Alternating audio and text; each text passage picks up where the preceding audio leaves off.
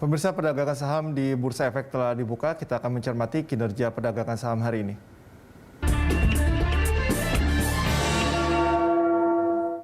Dan untuk mengetahui pergerakan saham hari ini, kita telah terhubung dengan Head of Investment Reswara Gian Investa, Kiswoyo Adijo. Selamat pagi, Mas Kiswoyo.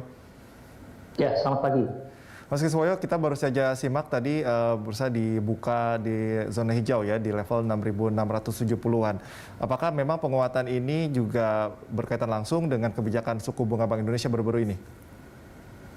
Kalau kita lihat suku bunga BI rate itu tetap ditahan flat ya, masih stabil karena bagaimanapun juga The Fed-nya masih suku bunga rendah. Jadi harus diingat bahwa BI rate itu harus lebih tinggi minimal 3% daripada The Fed. Jadi kalau sampai di bawah 3% spread-nya, itu berisiko untuk ada gejolak kurs. Jadi itu memang wajar kalau misalnya The Fed-nya masih belum naikin, ya BI rate nggak akan naikin. Tapi kalau The Fed naikin, mau nggak mau BI rate harus menaikkan juga, karena level lebih tinggi 3% itu harus dijaga.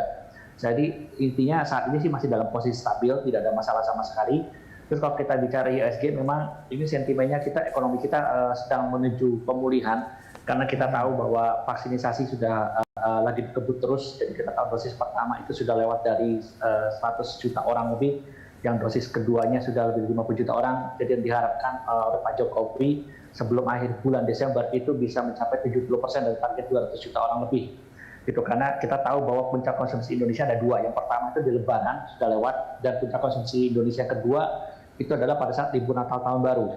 Diharapkan jadi mungkin sebelum libur Natal Tahun Baru, kalau tingkat vaksinasi dosis 2-nya sudah mencapai 70% dari 200 juta orang, itu mungkin di akhir tahun ini kita tidak ada lagi istilahnya pembatasan-pembatasan, jadi ekonomi bisa bergerak lebih cepat, dan juga tidak akan ada kekhawatiran gelombang ketiga akan meledak nanti pasca libur Natal Tahun Baru begitu.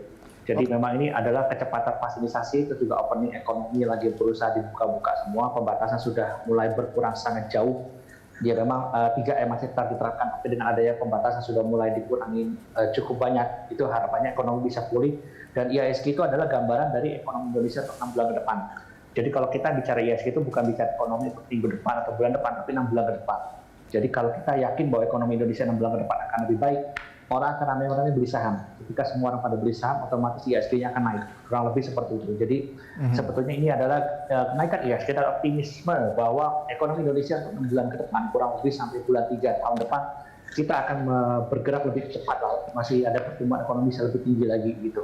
Oke, untuk pekan ini dengan sentimen yang sudah dijabarkan oleh Mas Kiswoyo, optimis tidak kalau ini bisa mencapai 6.700 setidaknya dalam pekan ini? Optimis sih bisa saja, tapi memang ini kita rentan profit taking, karena sebetulnya kalau kita tahu target akhir tahun itu hanya mencapai 6.800. Jadi ini memang kenaikannya cukup cepat, sehingga kalau ada koreksi itu juga masih koreksi yang wajar. Jadi kalau koreksi ini kita waspada itu bisa sampai 6.350, tapi batas bawah koreksinya adalah 6.150 atau 6.200. Jadi ini kalau ada koreksi IHSG itu hal yang wajar, karena kalau kenaikannya cukup tinggi seperti ini, itu kami khawatir bahwa bulan depan, bulan November itu secara statistik itu IHSG lebih banyak merahnya, sehingga dikhawatirkan kalau ini kenaikannya terlalu tinggi, ya bulan depannya kita bisa merah. Tapi kalau misalnya bulan ini kita sudah ada koreksi, istilahnya kita mundur, IHSG bisa mundur dulu sampai level 6.200 atau 6.250, artinya bulan depan mungkin akan lebih aman, karena bulan Desember itu lebih banyak hijaunya sih sebetulnya. Dari 20 tahun terakhir hanya ada satu kali merah, dan itu yang paling lama banget. Jadi kalau kita lihat 5 tahun terakhir, 10 tahun terakhir itu IHSG di bulan Desember hijau. Sehingga kalau ada koreksi ini, ya itu hal yang wajar, dan kita memang rentan untuk koreksi sebetulnya. Gitu. Oke, kita ke sentimen dari luar. Ini kan inflasi AS naik ya, atau meningkat. Apa dampaknya terhadap IHSG? Sebetulnya itu tidak ada. Yang kita patokan dari IHSG itu adalah kita bicara adalah the Fed ya, bunga the Fed itu soal tapering. Jadi kita menunggu bulan depan apakah benar the Fed akan mulai berhenti cetak duit untuk mengurangi pembelian obligasi swasta. Itu yang sebetulnya ditunggu. Tapi sebetulnya respon bagusnya adalah kalau misalnya itu terjadi, artinya menandakan bahwa ekonomi Amerika sudah mulai pulih. Gitu. Nah, itu yang sebetulnya kita tunggu. Jadi memang sinyal tapering atau penghentian, bukan menghentikan total, tapi mengurangi cetak duitnya. Mengurangi cetak duitnya untuk mengurangi pembelian obligasi swastanya itu bisa jadi dua sinyal. Sinyal pertama mungkin menandakan bahwa itu berbahaya bagi bursa saham, tapi sinyal kedua menunjukkan bahwa ekonomi Amerika sudah membaik. Tapi harus ingat bahwa The Fed itu sudah cetak duit banyak banget dari zamannya Alan Greenspan, itu belum ditarik uangnya. Jadi sebetulnya kalau hanya mengurangi cetak duit saja sampai nanti berhenti di rencananya di tahun depan, kalau bulan November mulai mengurangi cetak duit dan bulan 6 mungkin tahun depan berhenti total, itu kan uang US dollar itu sudah beredar tetap cukup banyak, belum ditarik gitu kan ya. Jadi harusnya sih tidak ada sentimen negatif, itu malah menunjukkan bahwa ekonomi Amerika Serikat sudah mulai pulih. Dan jangan lupa bahwa tingkat konsumsi Amerika itu sangat besar. Jadi kalau kita lihat bahwa penduduk Amerika itu hanya sisanya 1/5-nya dari penduduk Cina.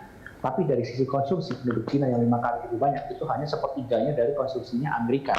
Jadi memang kalau ekonomi Amerika pulih itu akan membantu konsumsi ekonomi dunia. Sehingga barang dari mana-mana akan dimakan lagi oleh konsumer Amerika, itu akan membuat pertumbuhan ekonomi dunia juga akan lebih baik. Kurang lebih seperti itu. Oke, kita ke bicara mengenai saham ya, khususnya kalau kita bicara mengenai krisis energi ini, apakah saham komoditas masih bisa dikoleksi di sektor perbankan yang kan 2 minggu ini melajunya cukup kencang ya, apakah bisa dikoleksi atau sudah overbought? Kalau komoditas kita harus pecah dulu. Pertama kalau komoditas energi, bicara batu bara itu kita harus waspada untuk profit taking karena kita tahu bahwa pemakai batu bara terbesar adalah di Cina. Itu mereka sudah bilang mereka akan tambah batu bara yang sudah 2 tahun lalu ditutup, itu sudah mulai dibuka lagi. Artinya mereka juga nggak senang harga cukup tinggi seperti ini, bukan cukup sangat tinggi.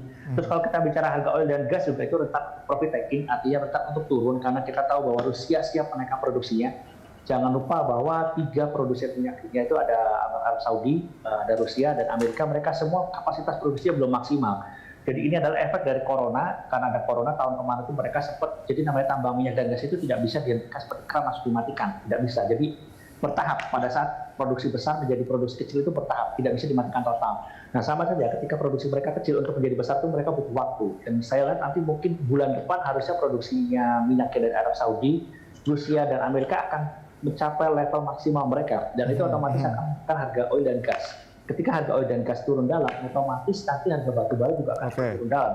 Ditambah lagi produksi batu bara juga akan meningkatkan juga, sehingga krisis energi ini sebetulnya sudah akan berakhir. Mungkin komoditas lainnya akan naik seperti timah dan nikel, itu kalau kita tahu harganya mereka masih naik terus. Terus juga ada komoditas CPO, itu yang mungkin akan naik terus, karena kalau kita bicara CPO itu memang pasokannya terbatas, sampai tahun depan mungkin pasokan kita nggak akan bertambah lebih dari 20%, sehingga otomatis harga akan naik tinggi terus karena permintaannya cenderung naik, tapi pasokannya terbatas. Terus kalau kita bicara timah dan nikel, dengan pulihnya ekonomi dunia, otomatis kebutuhan akan timah dan nikel itu akan naik juga. Mungkin 3 komoditas itu menarik, tapi kalau kita bicara komoditas energi, batu bara, dan oil dan gas itu rawan untuk turun, rawan untuk profit taking, begitu. Oke, BNI dikabarkan akuisisi Bank Mayora, ini bagaimana dampaknya dan respons pasar seperti apa? Kalau kita lihat itu hal yang bagus karena mungkin BBNI salah satu yang tergolong telat ya untuk membicarakan akuisisi bank kecil. Kalau kayak Mandiri kan sudah ada BRIS, terus BRI sudah ada misalnya Agro. BBNI memang tergolong telat, jadi mungkin ini akan diapresiasi oleh pasar, dan juga kebetulan itu BBNI sedang memulihkan dirinya untuk mengurangi NPL yang cukup besar, sehingga itu diharapkan bisa membantu kinerja untuk tahun ini jauh lebih baik daripada tahun kemarin, dan otomatis tahun depan akan jauh lebih baik daripada tahun ini, sehingga itu harga saham BBNI akan, saya lihat akan diapresiasi oleh market dengan untuk naik lebih tinggi lagi. Baik, terima kasih Mas Kiswoyo atas informasi serta analisisnya.